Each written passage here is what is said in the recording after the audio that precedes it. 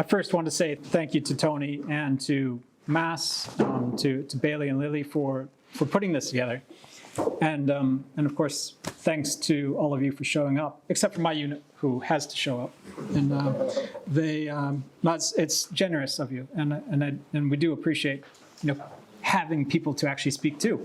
My name is Nate Kolbe, and I'm going to be speaking tonight about a couple of things that I think are influential in my own kind of interests and my own work. And thank you. And influential in the movement of architecture that isn't kind of widely studied and so forth, but I think is still super intriguing and quite fun. And that movement is De Stijl. Now, the De Stijl movement is principally born in the Netherlands by a group of architects, designers, artists.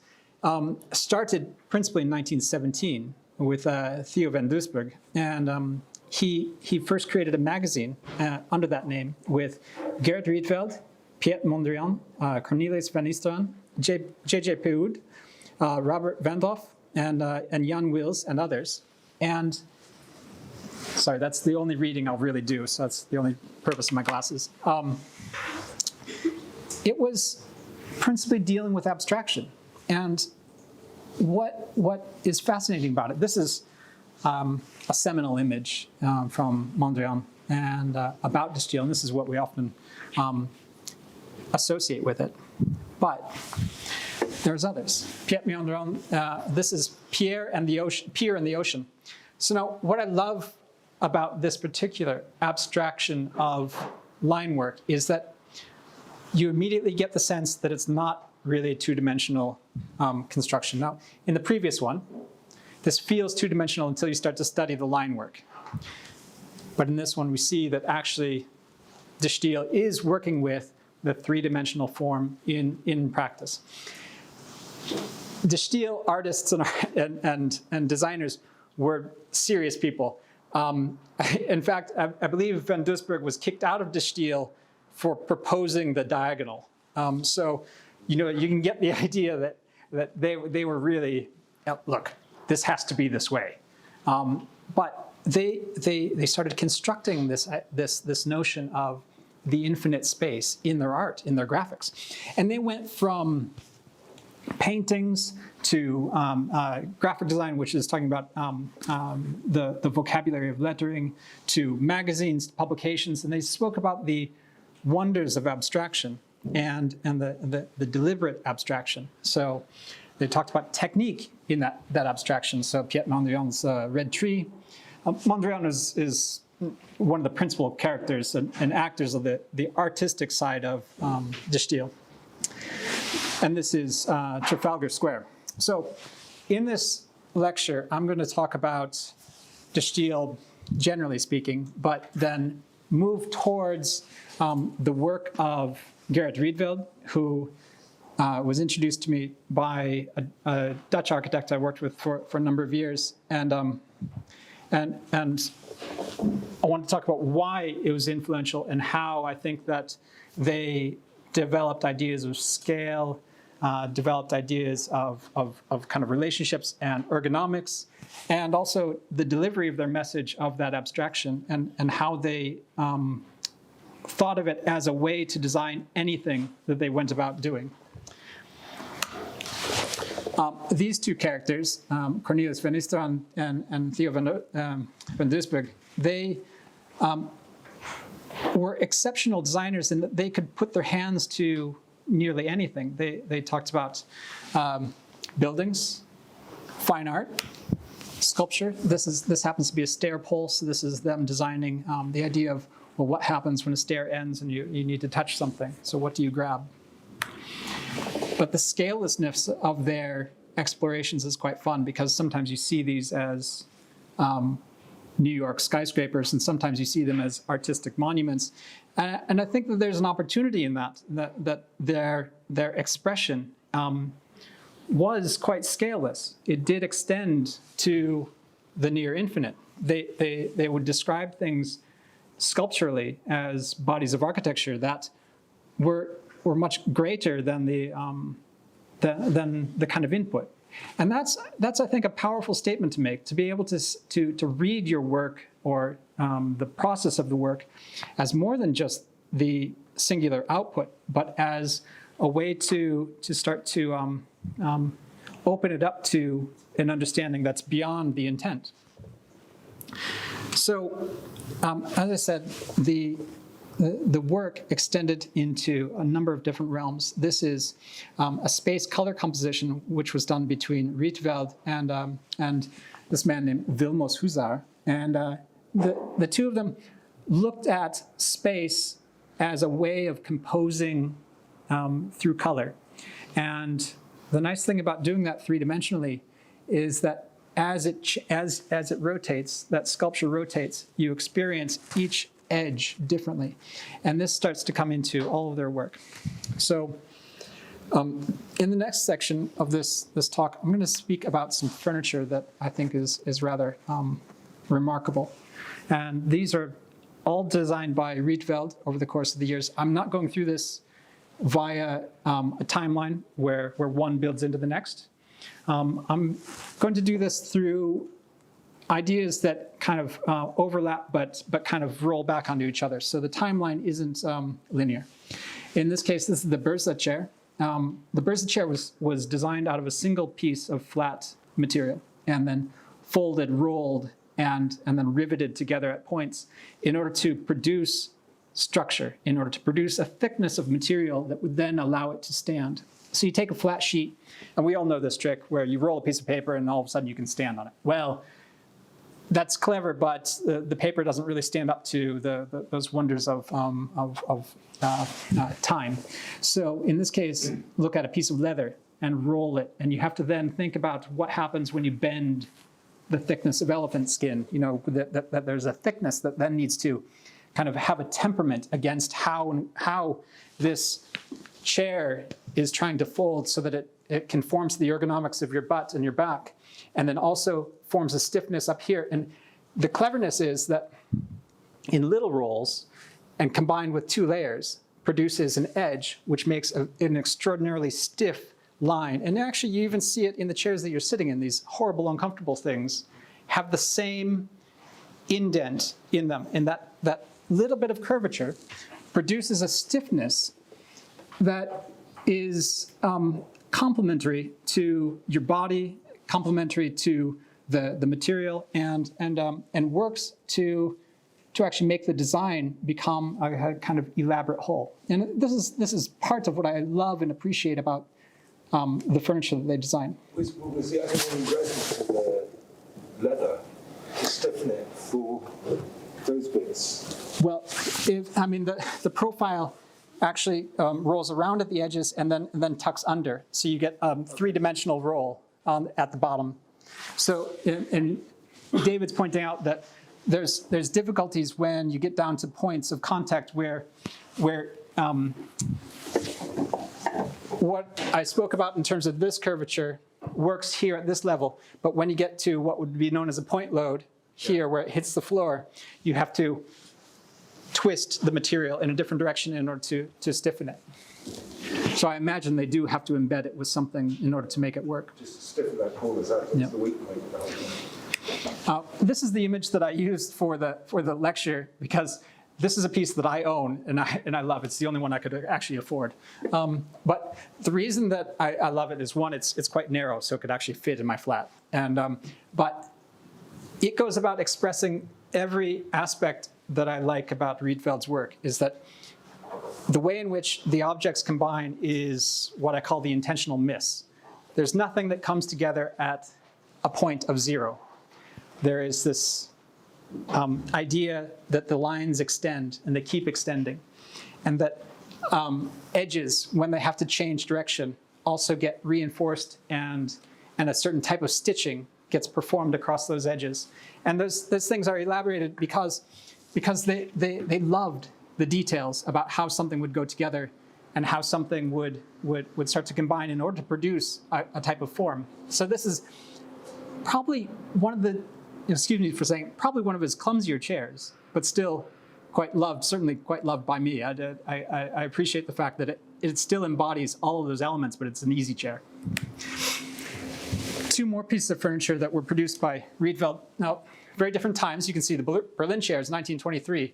40 years later, this is the Steltmann chair. This was never realized in his life, but was produced a bit. Now, the wonderful thing about this one is actually there's a mirror version of it, and the two would then combine and produce a sort of sofa. And I quite like this, that it keeps going. So it's not just that this line is a continuous, extended, infinite line, but actually they would combine, they would couple, and they would become a much larger organism.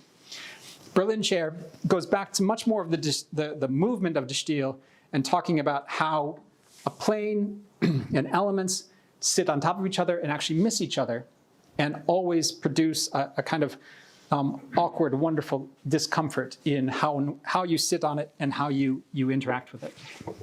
I'll come back to that in a moment when we talk about the red-blue chair, which is the seminal piece of furniture that you would all recognize. So this is a prototype chair.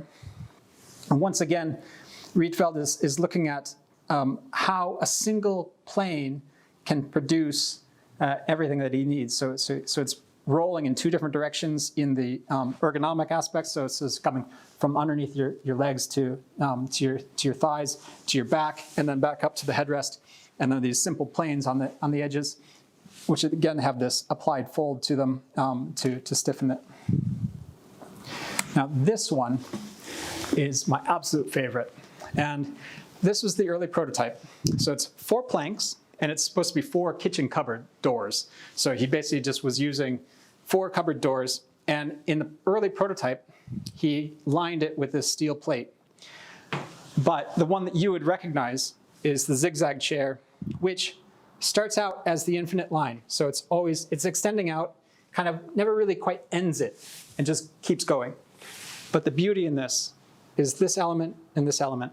It's the kind of smallest amount of wood that you can wedge into this corner and produce a structurally stable form for this chair so that it can hold your weight. And what's really lovely about this chair is that it's fantastically more comfortable than this, even though it doesn't look it. So there's this kind of funny awkwardness about these planks of wood that become so remarkably comfortable simply because the ergonomic condition was met in a clear and straightforward way. What joint was that? It's a dovetail. Okay. So he has a dovetail joint in the one that's built. It's a dovetail joint, and then that wedge goes into the corner, and at the backrest it's a dovetail joint to connect them. But the backrest doesn't take as much force as the diagonal. He produced several different prototypes of the zigzag chair, and cleverly titled curved plywood and holes and short armrests. So these are just variations on the same thing, but it's nice that he would go through and not just say, well, there's this one type, but it continues. There's always going to be the next and the next and the next, and that's what I quite like about his work. And he would keep altering what he means, and this is also why it's nice to look at the work not linearly in time, but as a alternation between long past and just past. Yet another one is the tube form chair, obviously formed because of the tubular legs, but he still continues with that notion that he has the infinite line. So it's one line that keeps going round and round and round. And this is a nice idea that all of his work, all of his design work, followed this path of making sure that it kept going. It kept extending for him. And we'll enter into an interesting discussion about that when it comes to the Rietveld Schroder house. His folded furniture is a single piece of material and then vacuum formed effectively to produce those curves that make a single piece of perspex, in this case, form itself into a stable whole. The folded chair is done in aluminum version and the tubular furniture in this case. So we're going to look next at the piece that I think everybody would probably recognize. So this is a nice sketch of the white table with blue, yellow, and red armchairs. we know the red-blue chair, yeah? Have you guys, is everybody familiar with this chair? No? Oh, okay, so go to the Aram store and go and sit in the red-blue chair, because it's always there, and you need to go sit in. It looks terribly uncomfortable. It looks like an orthodontic kind of torture device. It's lovely. It's absolutely lovely to sit in. You sit on this plank and you lean back and you find yourself on a board and just happily sitting and resting and quite comfortable because of the angles of it. But what's brilliant is we come back to every notion of De Stijl and Rietveld's thinking is that no two lines will ever meet at zero. They all pass by each other. He gives himself, with every connection, gives himself the opportunity to keep going, to keep extending it. So it's kind of like this infinite machine. You can connect different ways. You can look at it in different aspects. You can adjust the height of this one and the dimensions to adjust, how much let's say lean you have in the chair, how much reclining you have in the chair, and you can see that in describing something like the ends as yellow, it's like the light is continuing. The red and blue is to mark out where your body sits in this realm. It's the kind of graphic description of it. And this is what makes it happen. Very simple. The lines are always extending. In the drawing, his drawing, it talks about the lines never ending. And this is a good way to keep your work open. It's a good way to describe a piece of furniture or a piece of architecture that is open to change, to alteration. And this is, I do hope everybody goes and sits in this chair. Go abuse the Aram store. And, it's also at the Design Museum, but you can't sit in it there. Not allowed to. So yeah, and some lovely details of it. Go. Come on. Okay, this lamp, this is a prototype lamp, hanging lamp. And it also, so he just tried to design everything. He was originally a cabinet maker and then went into furniture and then went into architecture and never really left being a cabinet maker, never left being a furniture maker. So, but it kind of grew on itself. So these lamps so once again, you see this kind of infinite nature. Nothing ever quite touches and meets. And so it keeps going. Even the way it sits on the ceiling where you have these two semicircles, they don't meet. They continue that discussion of it's going to extend past what you see now. And a beach buggy. It's important to design kids' furniture. When he starts developing into architectural projects, those same motivations happen. In this case, this is a shop front, and what you'll see in the next image of the built form is that he starts to allow things to pass by each other. So the shop front extends out, but actually the shop pulls you back in. So he plays with this notion of the intentional miss spatially. And in the end, this is, I couldn't find the color photograph, but in the end, these were painted red, blue, and white, and yellow, as you would expect. And but you can see how it steps in here, this pulls out projects past it, but then it scoops back in terms of bringing light further back into the shop. And in doing those fairly straightforward moves, I think he becomes more inviting to the street. I think he describes something like entry and something like the invitation to produce architecture along a street front in a much more engaging way. These are, of course, fairly early. It's a 1921 silversmith shop. This is much later, so this is 1955, the Sonsbeek Pavilion in Arnhem. So this reflects several things about Rietveld that I think are quite important. One is an interest in the simplicity of materials, representing those materials as planar elements, and then starting to use those as ways that you can adjust what entry and movement mean, because he does see the architecture being quite flexible and open. And I think that's a valuable asset for this body of work. The simple palette, of course, I mean, this is an open structure, this being a pavilion.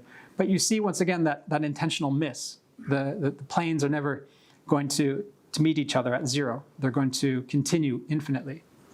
That they embody a sense of scale that is appropriate to sculpture, to the body, to the happiness of people coming through it.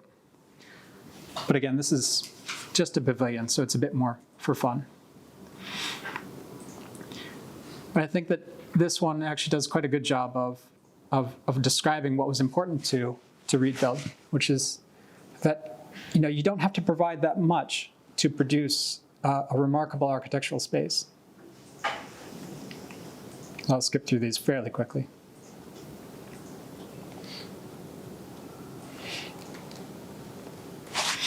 So this is a drawing, a perspective drawing for a home for handicapped children. And what I thought was intriguing about this was that this form, again, this kind of quite large scale form, is always about allowing things to slip past each other. So he doesn't try to get it to become too thick. He allows the roof to encapsulate more of the building than you expect. He inverts the pitch of this roof to produce this valley.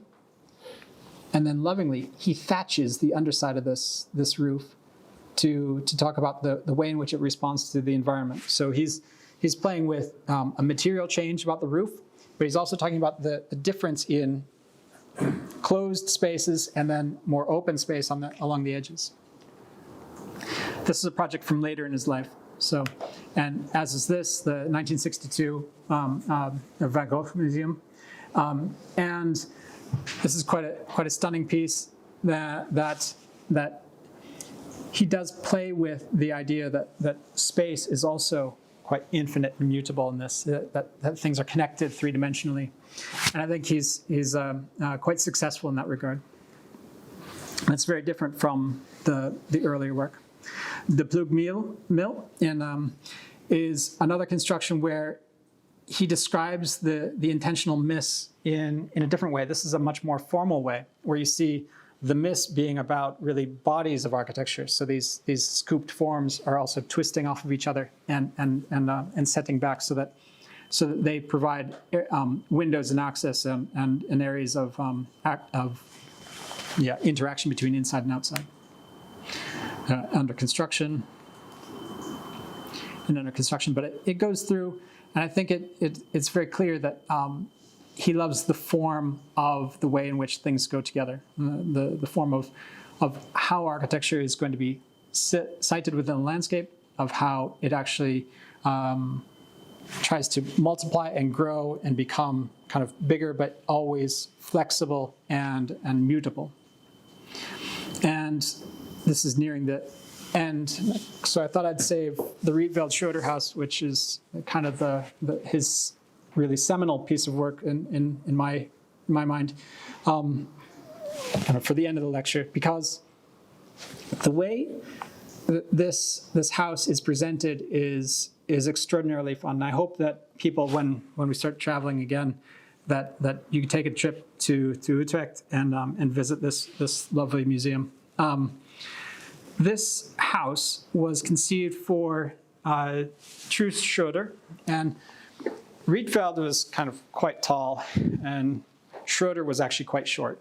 And I keep saying this, that some of the best architecture is designed by those who have a difference in height and a difference in size, because I'm speaking as a completely average height person, because you have to consider everything when you are, like Tiberia here, who's 2 meters tall. So when you're very tall, you then reconsider, well, is this chair the right height? Is this table the right height? Where does my door handle actually sit? Where do I want it to be?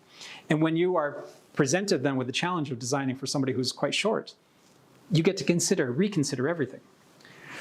The Rietveld Schroder house sits at the end of this terrace. So I'll show you the terrace in a moment. But he presents it as a very ordinary project because he didn't want to get in trouble with the planning authority. And this is the first floor, and this he calls attic. So in Dutch, it's just basically saying, no, don't mind this space, don't mind this, don't worry about that. Flat roof, attic, and when you see the elevation, you see it as if it even maybe has a pitched roof behind it. Because that's the next one. Yeah. So this is the ground floor plan, fairly straightforward. And this is the actual first floor plan.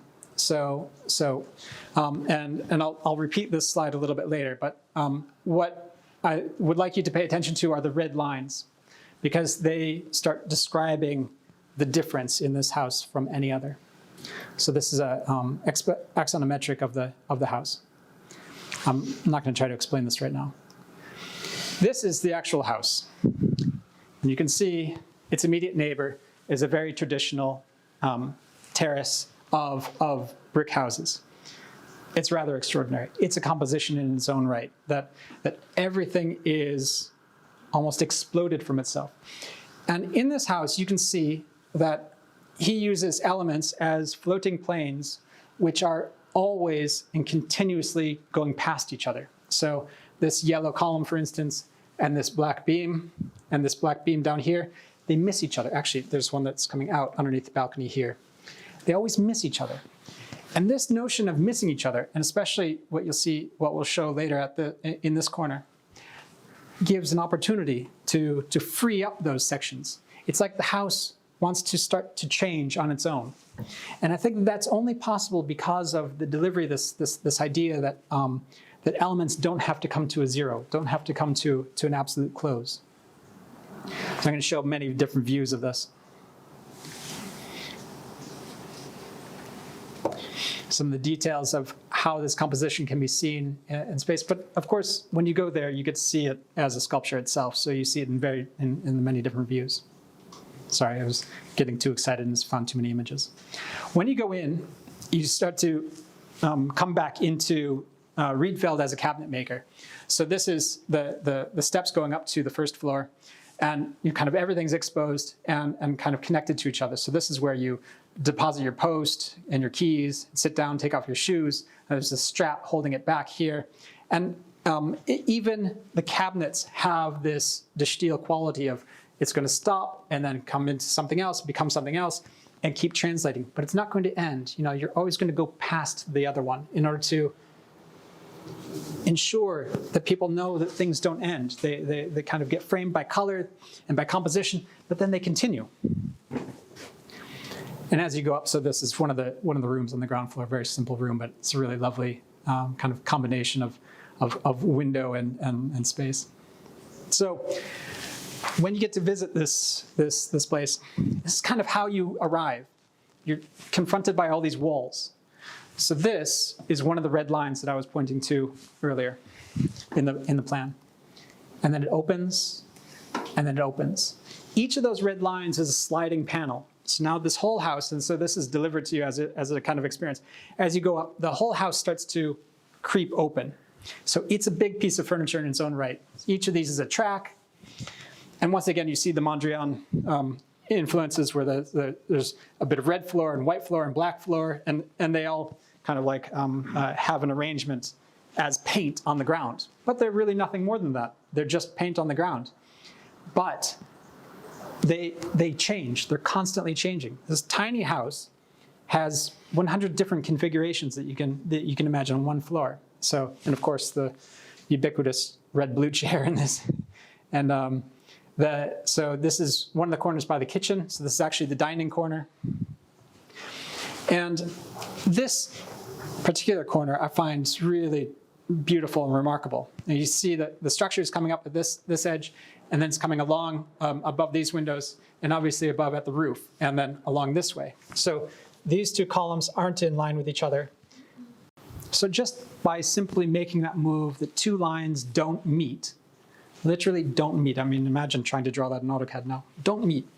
That sets that corner free. It's this brilliant simple translation of the idea into an architectural form that presents something beautiful, just wonderful. And this corner sold me on the idea of Rietveld and making sure that this is an important piece in what I thought was of beauty in architecture.